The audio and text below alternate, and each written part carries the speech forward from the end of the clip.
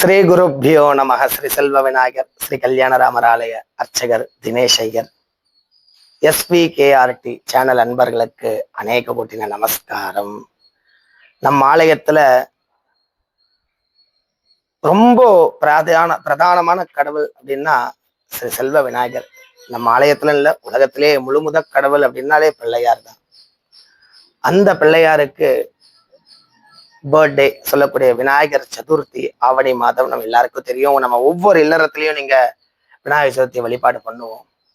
அத உத்தேசமா இந்த வாட்டி பிள்ளையாரோட சங்கல்பத்துக்கு இணங்க, பகவானோட உத்தரவுக்கு இணங்க திருவள்ளூர் மாவட்டத்திலேயே எங்கேயுமே பண்ணிருப்பாளான்றது தெரியல.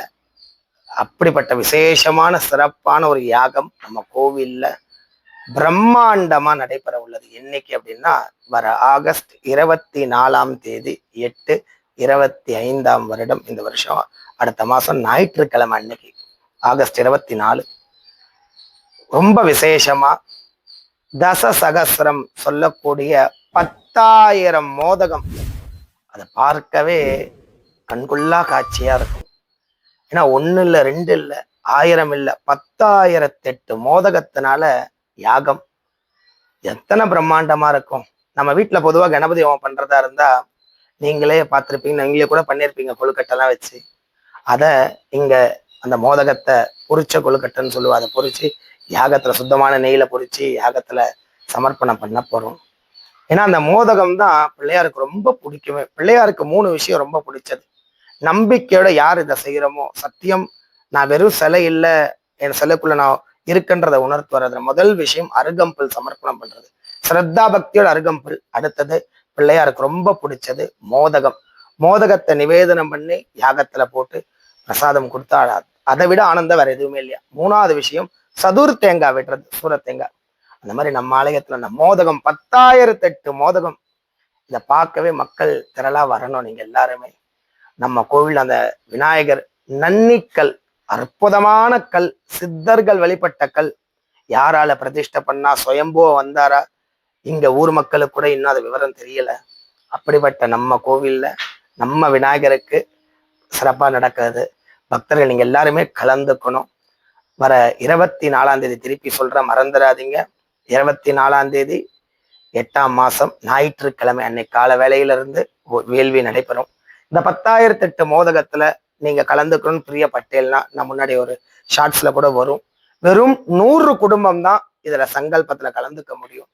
ஏன் அந்த 100 குடும்பம் அப்படின்னா, ஒரு குடும்பத்துக்கு சொல்லக்கூடிய 108 மோதகம் ஒரு குடும்பம். அந்த மாதிரி 100 குடும்பம் சேர்த்தா 10,008 மோதகம். நமக்கு அந்த 100 குடும்பம் மட்டும்தான் பிராப்தம். அதுக்கப்புறம் யார் வந்தாலும் அந்த பிராப்தம் கிடையாது. அதனால அந்த 100 குடும்பத்துல நீங்க ஒரு குடும்பமா இருக்கணும்னு அடியனோட ஆசை. ஏன்னா எடுத்த காரியம் நிறைவேறும் பிள்ளையார்கிட்ட. நம்ம ஒரு பேப்பர்ல எழுதுனா கூட என்ன பண்றோம், பிள்ளையார் சொல்லி போடாம எழுதுறது கிடையாது. நம் வாழ்க்கையில நம்ம முதல் எடுத்து வைக்கிற எந்த செயல், ஒரு வீடு வாங்கணும் முயற்சி பண்ணிட்டு இருக்கீங்களா, இந்த யாகத்துல கலந்துக்கோங்க.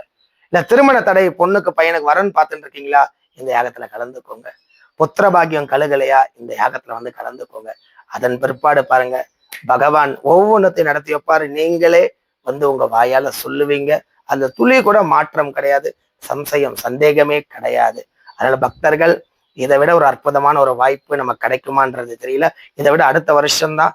அதனால இந்த வருஷம், இந்த விஸ்வாவசு வருஷம் நம்ம எல்லாரும் அந்த விநாயகரை போற்றி பிரார்த்தனை பண்ணிப்போம்.